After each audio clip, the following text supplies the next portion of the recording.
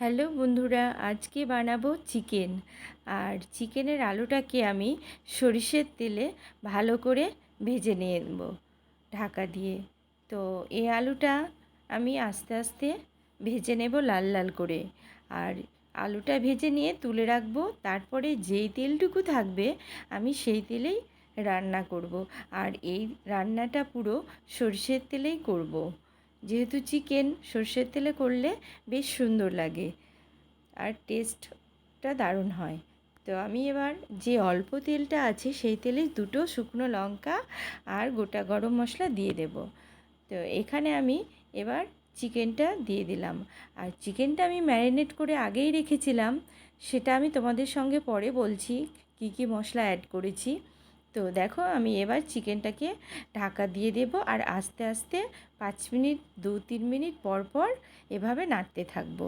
তা আমি এখন কিন্তু আলুটাও দিয়ে দেব, তারপরে আবারও আমি ঢাকা দেব। আর এই চিকেনটা ম্যারিনেট করার সময় আমি টক দই আর পেঁয়াজ রসুন আদা লঙ্কা এগুলোকে পেস্ট করে নিয়েছিলাম, আর একটা টমেটো আর জিরে গুঁড়ো ধনে গুঁড়ো আর লঙ্কার গুঁড়ো আর একটু দিয়েছিলাম চিকেন মশলা। তো ম্যারিনেট করে প্রায় 1 ঘন্টার মতো আমি রেখে দিয়েছিলাম।